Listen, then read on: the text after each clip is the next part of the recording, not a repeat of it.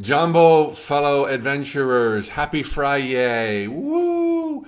Time for a tune up, and this time the topic is disaster. This question was posed by a viewer on Facebook or Instagram. Please post your questions below in whichever medium you're watching me right now, and I'll perhaps get a chance to answer in the near future during a future tune up. Personal disasters, natural disasters. When it comes to a personal disaster, in one way or another, we allowed it to come to pass. I'm not going to go into the nuances here about blame the victim. That's a prior spiritual tune-up that you can check out. But we, no doubt, permitted it to come to pass as a confluence of our earlier and present thoughts, beliefs, and expectations. When it comes to a natural disaster, including the coronavirus that we're sequestered on right now, it is brought about by a confluence of everyone's thoughts, beliefs, and expectations. And just like when an individual is conflicted, so can a society or a global population be conflicted, and then the manifestations are unintentional.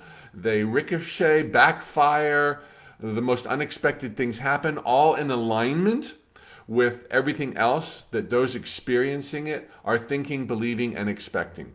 This is what you do not want to do, what I'm about to share with you. What you do not want to do, personal or global disaster. Don't beat yourself up. Don't even try to figure out why it happened. Okay, it's water under the bridge at this stage. And right now, if you wallow around in something that's painful, understandably painful, maybe emotionally excruciating, a violation, a trespass, something that happened to you individually, something that's happening in the world, something that's collective, it's going to take an army of trained specialists to figure out every little thing that's ever happened to you or the planet that brought this about. Therefore, don't try to figure it out right now. Instead, try to understand the nature of reality. It is simple, it is knowable, it is benign, it is empowering, it is glorious, it is meaningful, it is purposeful, and it is filled with love. That is an easier dot to connect than, what happened to me when I was 7 years old, or what happened to me during coronavirus. You're so in the immediacy of it, you can't see clearly. Now, there's a place, of course, for therapy. There's a place, of course, for introspection. I'm not denying that. But overall, your most significant impetus ought to be to drill down to the truths that are before you. You are of God, by God, pure God. You are pushed on to greatness. Your thoughts become things. That is indisputable. Everything else about what brought you here today, while those baselines are true, you've got beliefs, you've got emotions, you've got blindsidedness, you've got confusion, you've got God who's an angry white man, there's too much.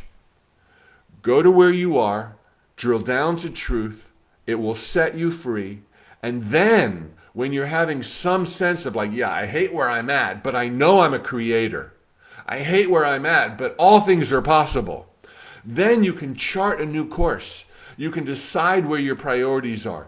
You can paint a brand new picture of a desired end result in your mind. And above all, not above all, but in concert with that, begin taking baby steps.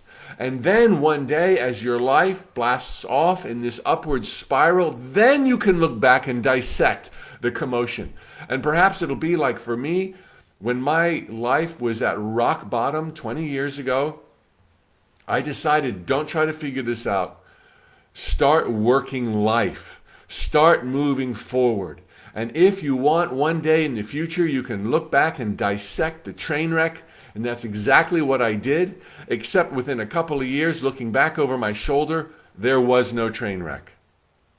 The train of my life had stopped so that the biggest, best dream of my life could begin coming true.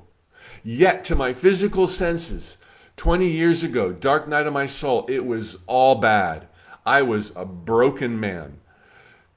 But I figured out how life worked. I started working it. It works. I look back and it's like, it wasn't even what I thought it was. We too quickly draw false conclusions based on what our physical senses are showing us. So if you're in a place of pain now because of something in the past or something in the present, something personal or something global, deal with it to the best of your ability, put out the fires that are raging in your home, and then drill down to truth and blast off. And later on, you can look back to dissect it. It's going to be the best Friday of your life, I promise you. And it's going to be the best weekend of our lives, I promise us. And I wish you every happiness. Post your questions below. And don't leave without clicking the link under the description of this video that you're watching right now on Facebook or on Instagram. Swipe up and go to my bio and click that link for the 21-day creative visualization project. We have an overwhelming number of people who have signed up. In the many, many, many thousands of people, you will not be alone. You're going to have your own Facebook community group. And every day for 21 days, I'm going to walk you through a 5-minute guided visualization to help you get clear on your desired end results. Okay, thoughts become things. Let's think some good ones. The link is below. Swipe up on Instagram and you'll find the link there. Get on board now. It's next to free and it's going to be so much fun. Promise. Tally ho, amigos and amigas.